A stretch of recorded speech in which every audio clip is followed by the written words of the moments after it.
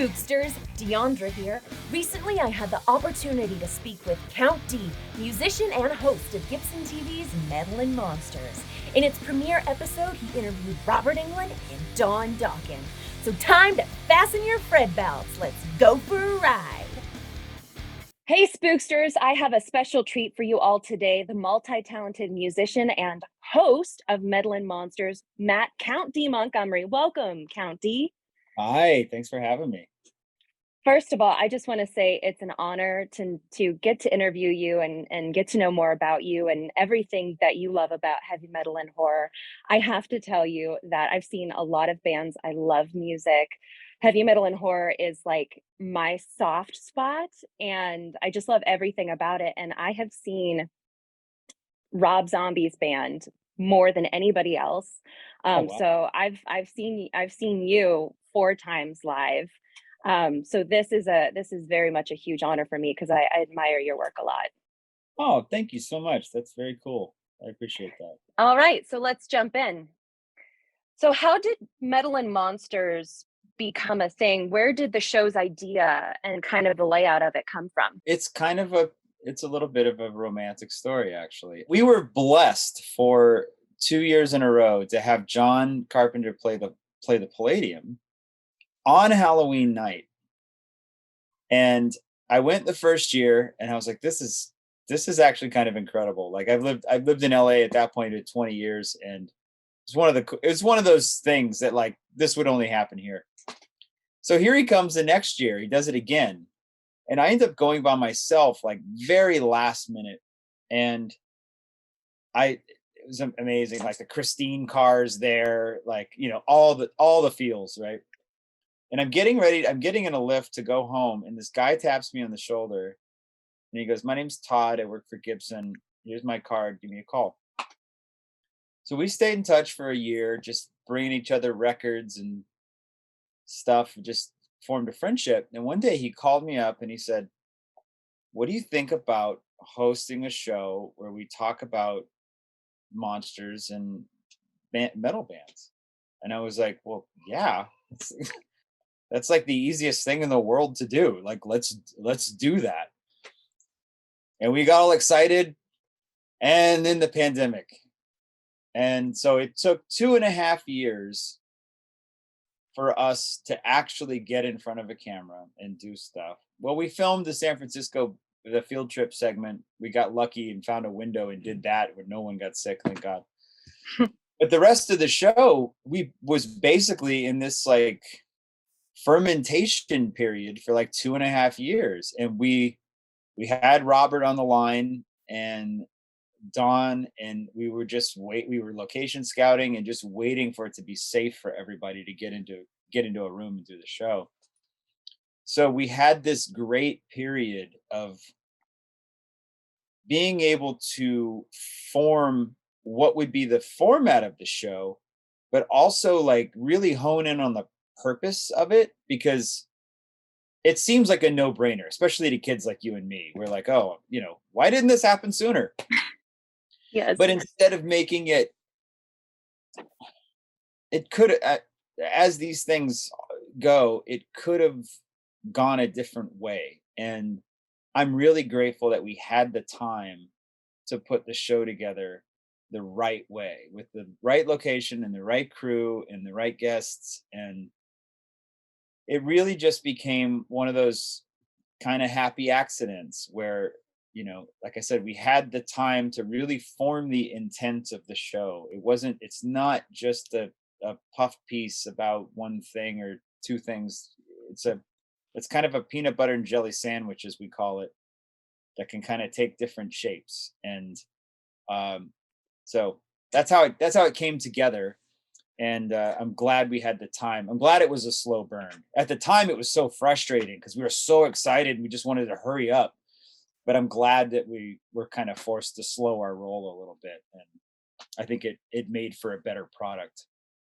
It really did turn out amazing. The whole production value, the segments, everything about it. It's just beautiful. And that theater is the perfect place to house all of that.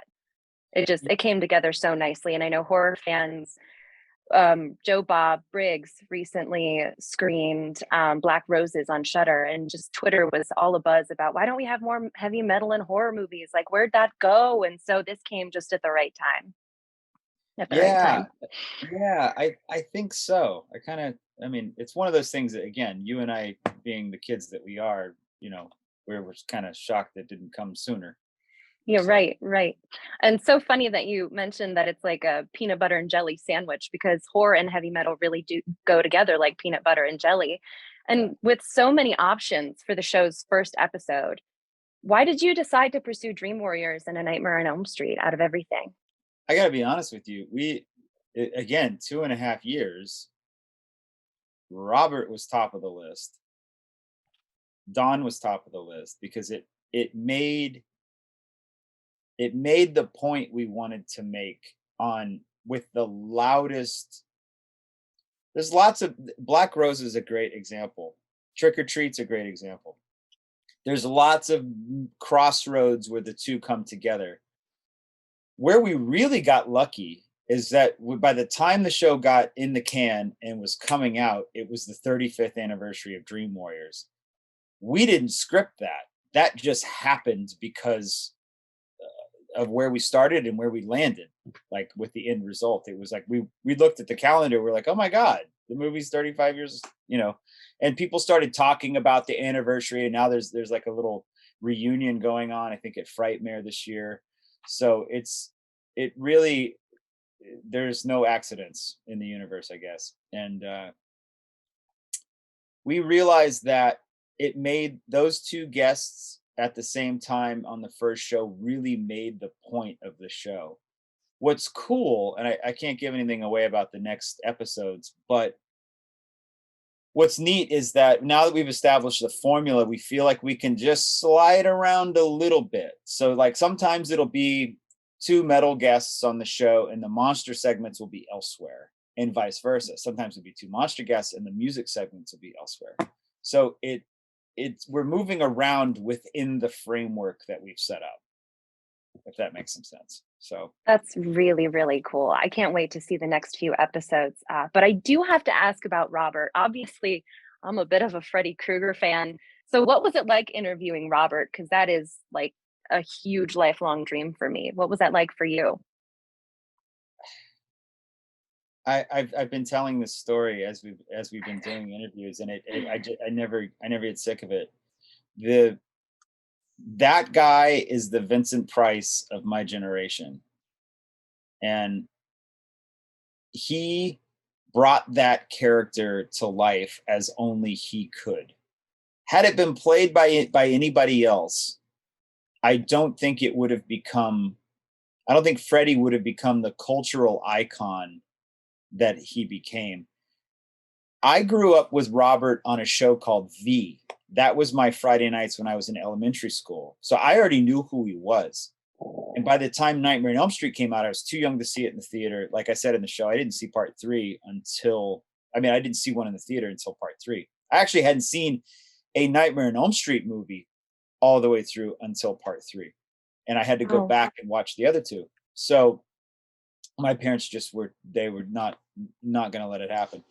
I had posters of that guy on my walls. I had Freddy toys. I had Freddy t-shirts growing up. I had all the soundtracks. By the time part 4 came out, I went to a marathon in Houston where they played all 4 of them in a row. Like, those movies are just benchmarks of my life. Like, I remember where I was in my life, what I was listening to, what I was doing when those movies came out. To have the time with him, and this was another gift that the universe gave me, which you'll appreciate. Robert was early to the shoot that day, like really early, and Don got stuck in traffic and was really late, and not his fault, but we had 2 hours of me and Robert in the dressing room, one-on-one, and somebody walked by. Todd, my partner, walked by with a camera and took a picture, and I'm sitting on the floor with all my Fangoria magazines. I have like these Freddy poster magazines and like these special issues and stuff I have one for my part 5, just random stuff. And I love Robert's Phantom of the Opera, and I've got a magazine with him on the cover from Phantom of the Opera. And I'm sitting on the floor just like, like a little kid. And it really sums up the emotion. Like I felt like I've wished this into existence. It took 30 something years, but I had my whole life flashing before my eyes as I was sitting there across from him, and he's telling me these stories, probably things I shouldn't know, but now I know. Yeah, and I'm hearing the ins and outs of him and his character development and all, and I'm just like, how did I get here? Like, I still think about it and I still pinch myself, and I can't believe it happened. My life has been a series of those types of incidents. Honestly, I can't really explain it. So by the time we got to the stage and the cameras were rolling, we were pretty loose. Like, we had already talked for a couple hours. I wish I'd filmed it. I mean, I probably couldn't air any of it, but I wish I'd filmed it. I filmed it with my Mind camera.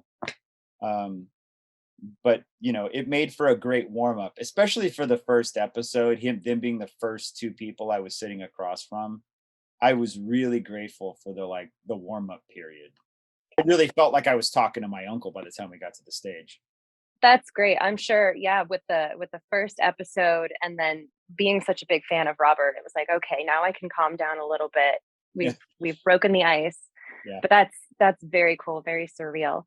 Do you think that music is as important to horror movies now as it was in previous decade, or do you think that that's kind of shifted?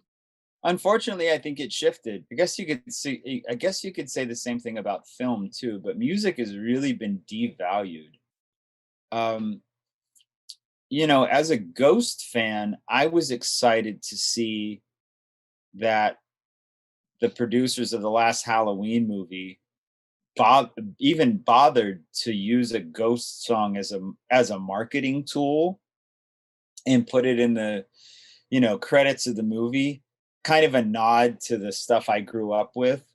I wished it happened more. I mean, there's been glimpses where like the Guardians of the Galaxy soundtrack was a big deal, and that was like basically classic rock stuff. I wish it happened more. One of the things that used to happen, and we talk about it on the first episode, is that there used to be this forethought that try to bring an audience together using different elements like that. And it is bait to a point. Oh, heavy metal kids like horror movies, and horror fans like heavy metal. Like, they knew that in 1987. The people at New Line Cinema and the people at the record label that were working with Dokken, they knew what they were doing. They knew that there was kids like me out there that were going to freak out. Robert tells the story in the show about Asphalt Jungle and Bill Haley's Rock Around the Clock. And when the kids heard Rock Around the Clock really loud in the theater in New York, they freaked out because they hadn't heard rock and roll on these huge speakers like that loud. Like, that was exciting. Set the tone, and it raised your adrenaline, raised your excitement level for the movie. And it was something too that by the time CDs and cassettes were around in the 80s, you could kind of take the movie home with you. Before the VHS would land, you could go to the record store and buy the Nightmare on Elm Street 3 soundtrack. I was listening to it as I was mowing the lawn before the videotape came out. And when the videotape came out and had the video at the end of it, I wore a hole in it. And there just used to be this forethought to market stuff that way, and I wish that still existed. It's kind of old guard a little bit with that. They're still using cool artists to make the James Bond themes and stuff like that. Like, it was that Billie Eilish did the last James Bond movie, which was fantastic. Yeah. So I love it when stuff like that happens, because it really does elevate the art, I think, when it's done right. Yeah. sometimes you get a really great, like Dream Wars is a fantastic song. In Dawkins' whole catalog, it's a standout track, and you wouldn't have it without the movie. I wished it happened more because I think it breeds happy accidents. I'm right there with you. Now, you've mentioned before that metal and monster fans are some of the most intelligent people in the population. And why do you think that is? This is just my theory.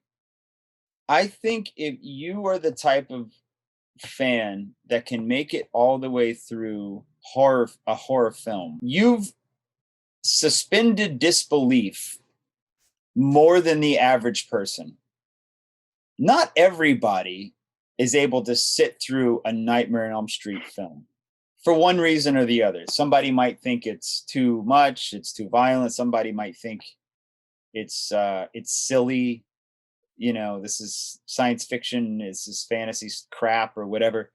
If you're the audience member that goes, no, I'm here, take me on a journey, I want to go somewhere else, I don't want to think about life and reality for an hour and a half, you've already bought that ticket in your head to go somewhere else. I'm going to watch a movie about a dream demon that haunts teenagers in their sleep. It's a ridiculous premise. But if you're the guy that's like, no, I'm here, take my money, I'm going to have some popcorn, turn the lights out for an hour and a half, I'm going with you, you're already living in a different reality. You're already on board with fantastic ideas. And heavy metal operates very much the same. Iron Maiden used to write, and they still do, would write songs about moments in history. They would write songs about wars.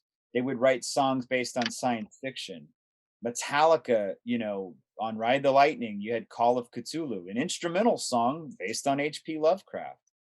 Master of Puppets, you had The Thing That Should Not Be, which is a song about a fucking sea monster. Who writes songs about sea monsters? It, again, to some people, it's maybe ridiculous, but to the rest of us, it's fantasy, it's entertainment.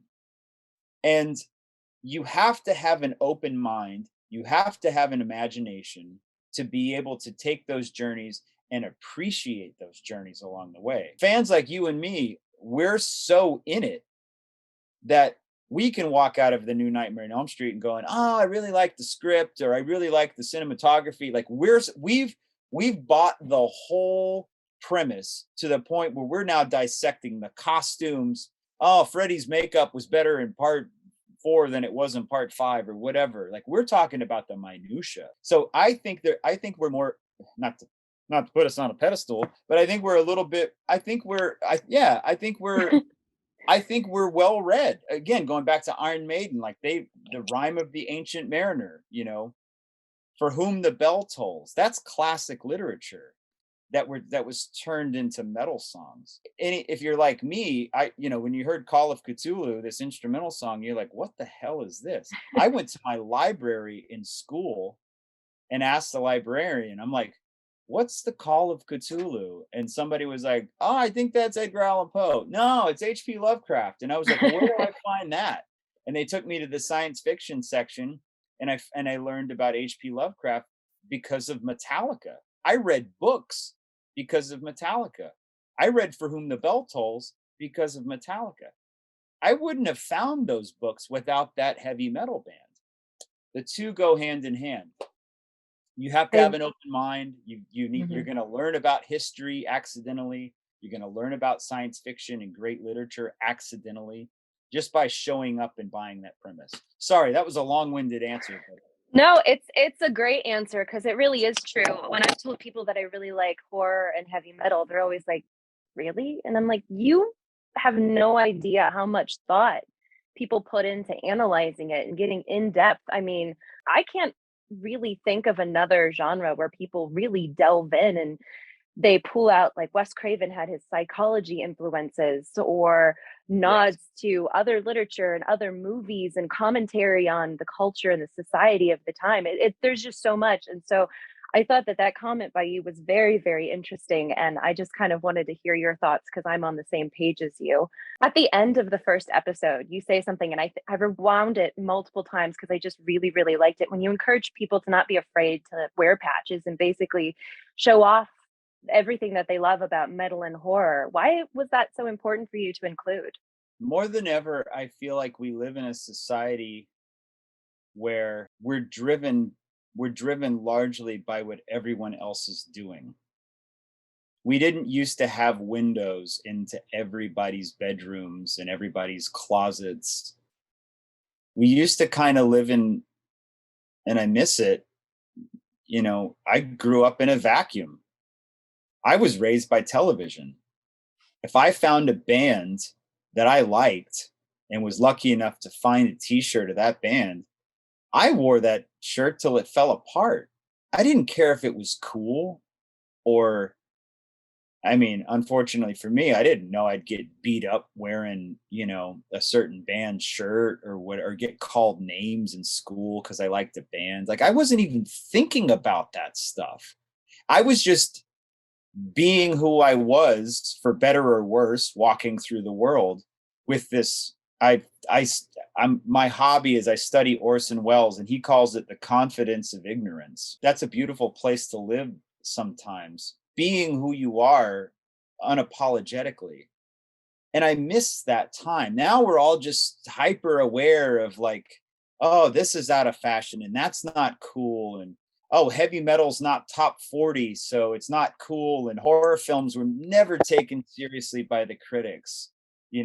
Only art films or rom-coms or period piece dramas are worthy of awards. Bullshit. Mm-hmm. It's art just like it's art just like everything else. There's no shame in that. And I've been repeating this in interviews. I don't mean to sound like a broken record, but it really does define the point. The universe is an echo chamber, and everything you're thinking, everything you're celebrating in your life. Honestly, I can see the shelf in the back. I see a lot of red and green back there. Like, you're proof of it too. Everything you celebrate in your life and the flags you raise up that you salute are going to come knocking on your door when you're ready for it or not. We're creating our own destinies just by being who we are. And my whole life has been an example of that there's no accidents. You're really mapping out your future as you go every single day with every decision you make.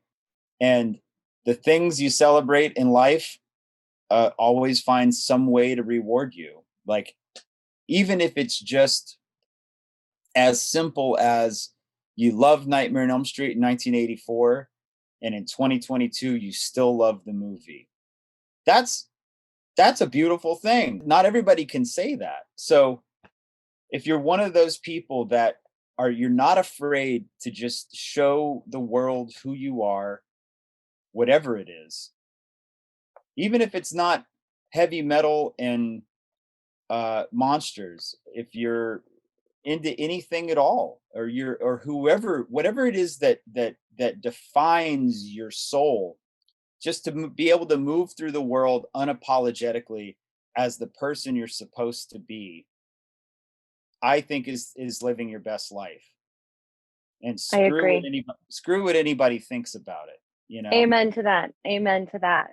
So I have a couple more questions for you. One is, given your involvement with Gibson and you've played Gibsons before, what do you consider to be the holy grail Gibson guitar for you in general? Personally, for me, it's my cherry red Gibson SG, which I love so much. It's my first electric guitar, and I'm trying to learn it now, but I've always wanted one. So what's your holy grail? I actually don't own one, oddly enough, but I've always wanted a Flying V. I think the Gibson Flying V is just about the sexiest guitar ever made.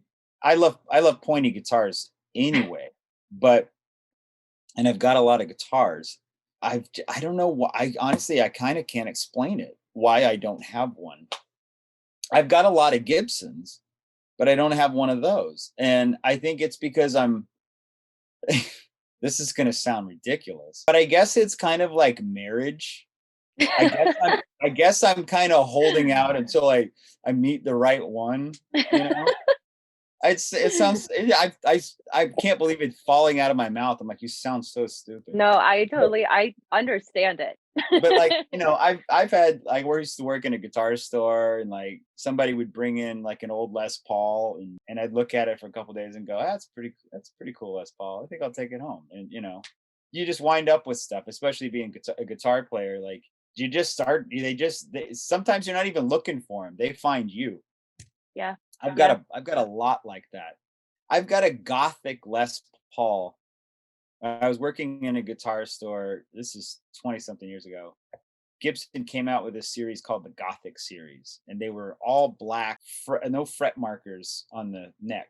Just on the 12th fret, they had a moon and a star. Like they're some of the spookiest guitars. And I was unpacking them, and they had on the back of the headstock, they have this old, almost ghostly portrait of Orville Gibson. And I was unpacking these Les Pauls, and the last, you can tell the year a Gibson was made by the serial number. And I was looking at the back of the headstock, and the last 3 digits were 666. And I went, oh my God. So we got an employee discount, and I put it on layaway, and I was making payments on it. And then for my birthday that year, my girlfriend and my buddy Eddie Carlino surprised me. They got it out of layaway. And I took that guitar. I joined a punk band in LA called Amen. And we went on tour in Europe, and our singer was a crazy guy, and he broke that guitar. He split it from the neck all the way down to the bridge humbucker. Like split the body in half sideways. And I had it put back together, and then it got broken again, and I had it get put back together. That guitar has been cracked in half in different directions like 2 or 3 times now. And I guess it's like the Damien of guitars, because I can't kill it, and I'm not even trying, and neither can anyone else. It's sitting right over here. It looks like fucking Frankenstein. For a long time, it had bolts going through it, holding it together. But it's got a spirit in there that's like living its own life. And it's like, you can snap me in half, I'm going to get right back together. You can do whatever you want. I'm pure evil. I love that. Maybe Gibson should take some design inspiration for something in the future. Yeah. It's guitars have a life of their own. They really do. Well, thank you so much for joining us. It was a pleasure. Spooksters, be sure to check out Gibson's Metal and Monsters on YouTube, and follow Count D on his socials. Thank you again. It's been a pleasure thanks for having talking me. to you. Yeah, this is great. Too. This is super fun. Thank you. Thank you.